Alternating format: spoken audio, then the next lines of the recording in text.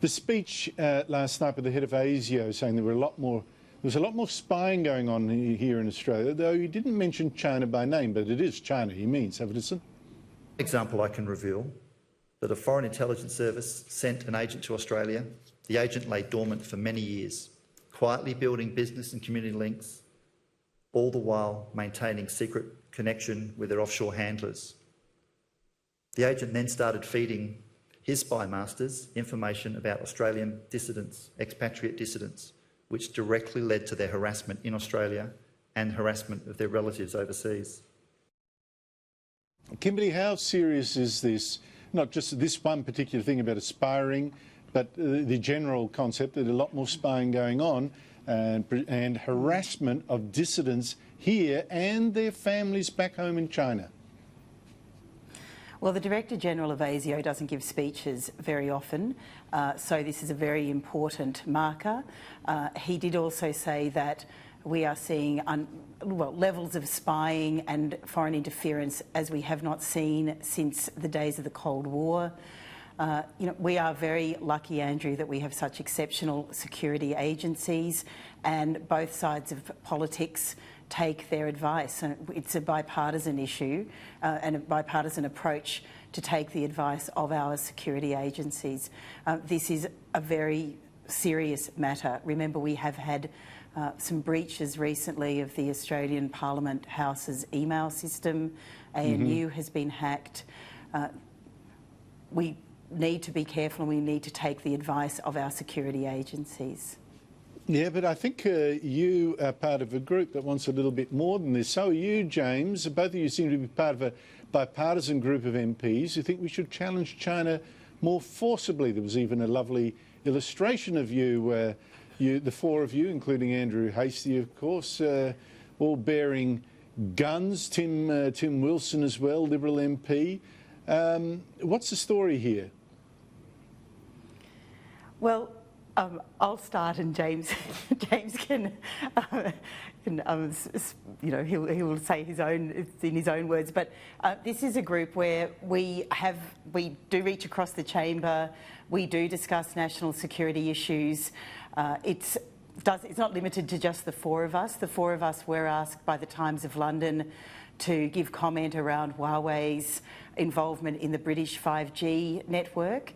And we gave some strong comment around, really whether that was a desirable development. Answer no, because China will spy on them. But my point really is, what we were very is this group disappointed about? by that. Yeah, well, absolutely, you should be. James, what's this group about? Andrew, that was a light-hearted take by the Herald Sun graphics department on a very serious issue, which is that politicians from all sides of politics need to work together when we have shared objectives. And in this instance, I don't believe it's a left-right issue. It's a democracy, non-democracy issue. If you are concerned about Australia's sovereignty, if you're concerned about Australia's national interest, if you're concerned about our values, then we need to stand up and assert those in an environment, as the Director-General of ASIO said, is facing unprecedented attempts at foreign interference. And clearly, one of those countries among those is China, who has the capacity and the intent to do so. So I'm very pleased to work with Kimberley or anyone else on the Labor side and crossbenchers too, who share those concerns and want to stand together. Well, can I congratulate you both? I think it's so important that people on both sides of politics come together on an issue like this. And also Anthony Byrne of the Labor is also good on this. So yes. I think this should transcend politics, and I'm so glad to see you doing this. The ASIO boss last night also said that ASIO was investigating twice as many terrorism leads as a year ago. The threat was plateaued, but twice as many terrorism leads. In part, it seems from something that Home Affairs Minister Peter Dutton was saying, because of extremists coming back from overseas, which is a bit concerning.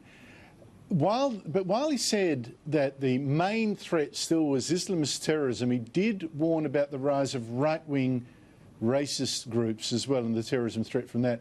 Kimberley, how serious do you think that is? Well, I think if ASIO is pointing it out, it's serious. They are an exceptional intelligence agency. So I think there's probably a thin veneer, thin ice between hate speech and, you know, acts of terrorism. I think we've seen that in Christchurch, where 51 people were killed at a place of worship. In Norway, a few years ago, 69 young Labor Party members were on an island. They were shot to death by a right-wing terrorist. I mean, we must take this. We are just lucky that all plots have been foiled, other than, you know, Lint Cafe. But plots have been foiled by our intelligence agencies. If they are saying that this is a threat, then we must take that threat seriously.